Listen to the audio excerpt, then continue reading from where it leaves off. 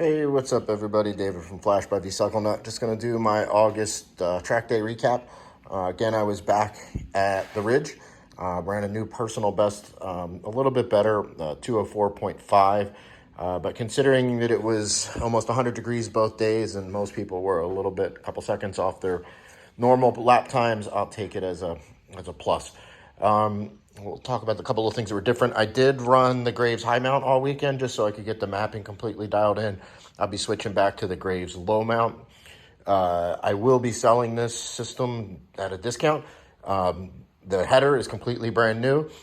Obviously the canister and the mid pipe will have the 2 track days on them, so maybe 110, 120 miles. Retail on I think is $2,400. I'm going to be doing $1,900 for it shipped. If you're interested in that, let me know. On the first day, I was still running the S22s combined with my increased pace and the heat. I was just getting big slides and they just were not sticking. And that was keeping up with the tire pressure and making sure I was adjusting it as the heat went up. My times were suffering. They were actually a 207 as opposed to a 205 from the month before. But with the heat, again, it was almost 100 degrees, so I'm sure that was taking away some power. I felt like I was going faster and was actually going a couple seconds slower. So this day 2, I switched over to the Dunlap slicks that are on the bike now. And I got down to a 204.5 even in the heat.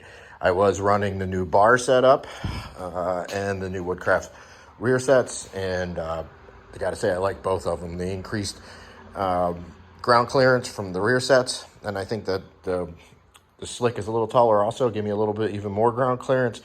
And then the knurled pegs really gave me a great interface with the bike. I'll post up a video. It's a little different perspective. I gave it a little bit more down angle so you can see the speedometer and you can see my hands a little bit more. Technique of old school riding, we used to trail brake to get rid of speed. New style is we use the front brake to steer the bike. And you'll notice on like going into some of the corners where you can see my hand, how deep I'm in on the brakes before I completely let go of it. And this, unfortunately, on the session that I recorded, after 3 laps, I actually, believe it or not, spun my back tire about 50% off around the wheel. So I picked up a real, obviously, bad vibration because now the tire was out of balance.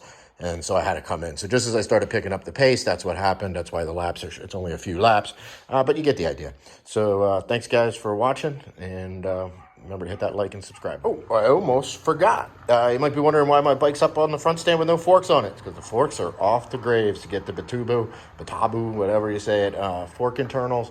And I got the new rear shock coming. So next track day, I will be on new suspension. Exciting stuff.